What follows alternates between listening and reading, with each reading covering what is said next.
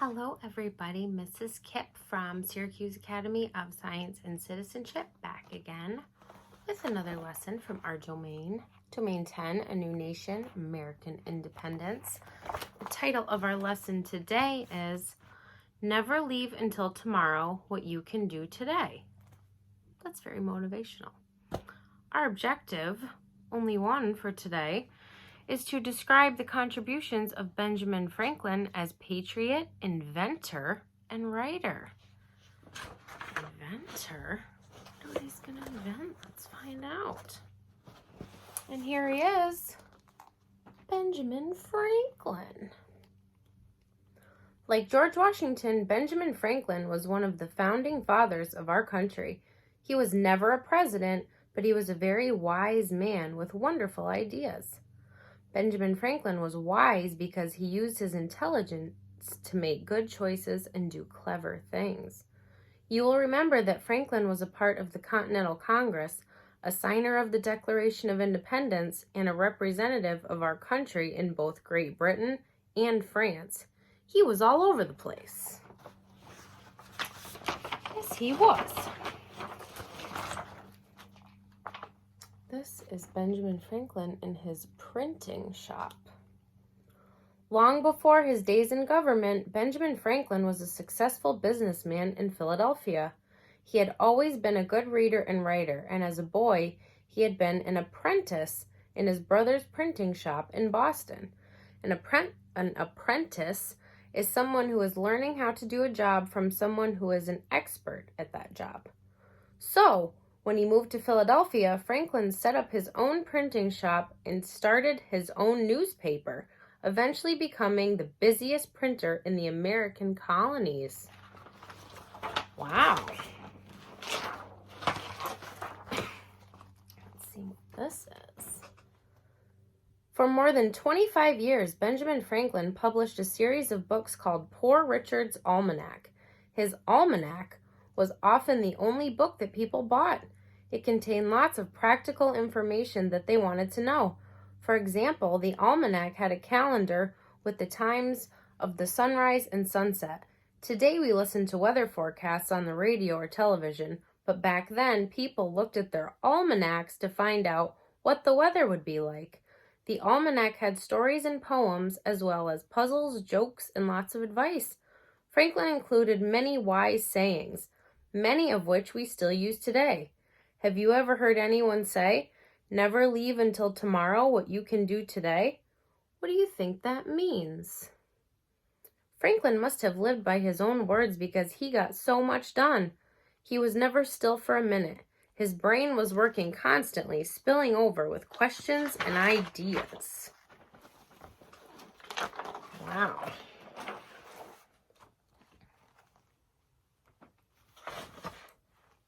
Benjamin Franklin had a keen interest in science and the way things worked. As a young boy in Boston, Benjamin spent much of his time swimming in the harbor. What else have you learned about what happened in Boston Harbor? The Boston Tea Party, right? He was pretty good, but he wanted to be even better and faster. One day he thought of a way that he could be a faster swimmer. He found some wood and carved some wooden paddles to fit over his hands and feet, kind of like the flippers that divers use today. When he swam with those, he was much faster, probably faster than all the other children his age. So he made these paddles for his feet, his hands, out of wood, so he could go faster, like a mermaid. How cool is that? As Benjamin Franklin grew older, he continued to invent new things. Anytime he saw a problem, he tried to invent a way to fix it. He had 2 pairs of glasses, one for reading and one to help him see things far away. He didn't like having to switch glasses all day long, so he asked a glass cutter to slice all of his lenses in half. He made 1 new pair of glasses, with the distance lenses on top and the close-up lenses on the bottom. Franklin had just invented bifocal glasses, still worn by many people today. What a great idea. And this is called an iron stove.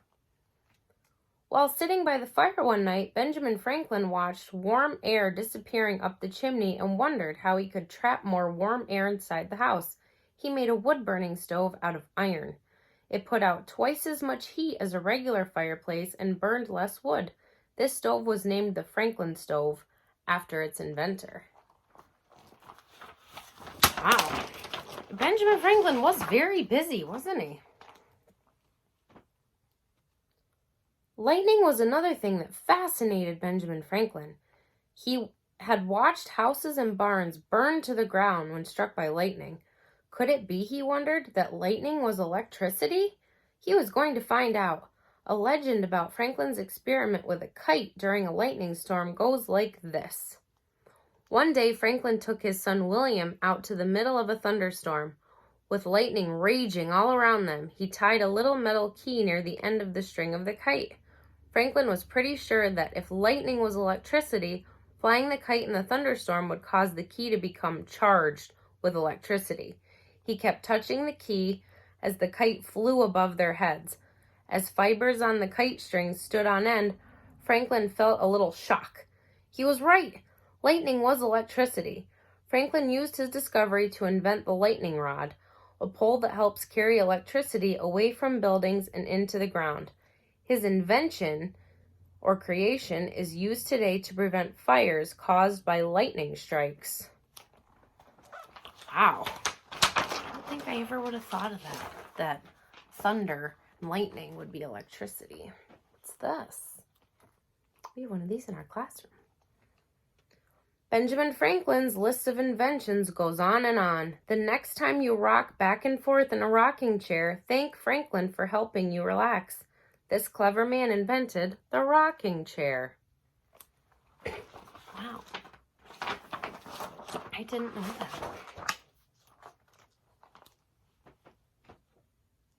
In 1790, just 3 years after Benjamin Franklin helped to write the Constitution for our country, he died peacefully in his sleep at the age of 84.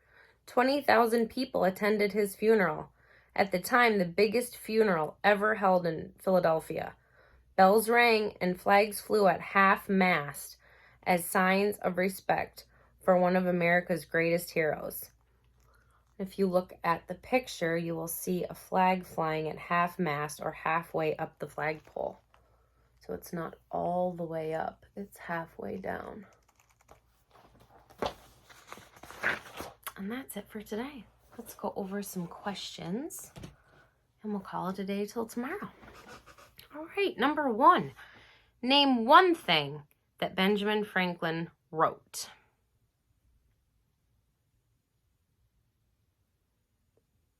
Where he wrote Poor Richard's Almanac.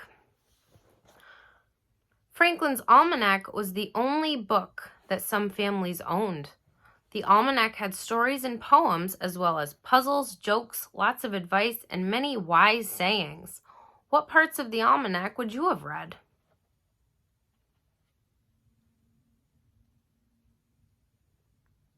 Well, if it was the only book I owned, I would probably read all of it, but I think I would be most interested in the jokes, because I like jokes. All right. What are some of the things that Benjamin Franklin invented? We just learned about a bunch. What are some of them?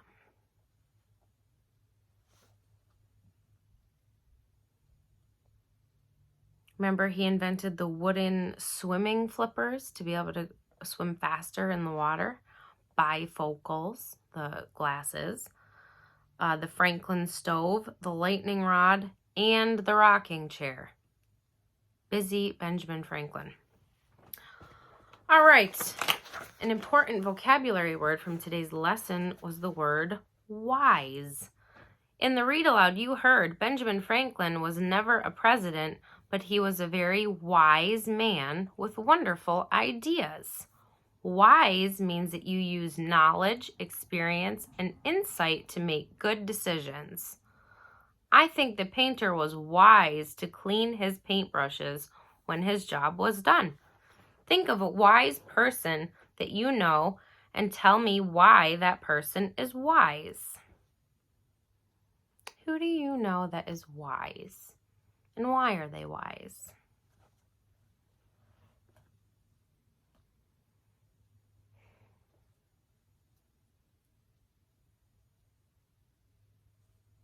Let's see. Someone that wears their seatbelt is wise, right? In case their car crashes, it keeps them safe in the car. They're wise to put on their seatbelt, right? I'd love to hear about anyone else that you know that is wise and why they are wise as well. All right, I'm going to read 5 different sentences. You are going to tell me, yes, they are wise, or no, they are not wise. Number 1, someone who eats a whole chocolate cake. Are they wise or not wise? Someone who eats a whole chocolate cake. Not wise. Your stomach is going to hurt. Number 2, someone who brushes their teeth after dinner. Yes, you are wise. Don't get cavities. Number 3, someone who treats other people kindly. Yes, it is always wise to treat other people kindly. Number 4, someone who doesn't wear a coat in cold weather. No, not wise. You're going to be cold if you don't wear a coat in cold weather. Last one, someone who goes inside during a thunderstorm. Yes, that's wise. Don't go outside in a thunderstorm. All right, that's it for today. Tomorrow, we are going to hear Building a Nation with Words and Ideas. I can't wait for that. I will see you next time. Have a good night. Bye.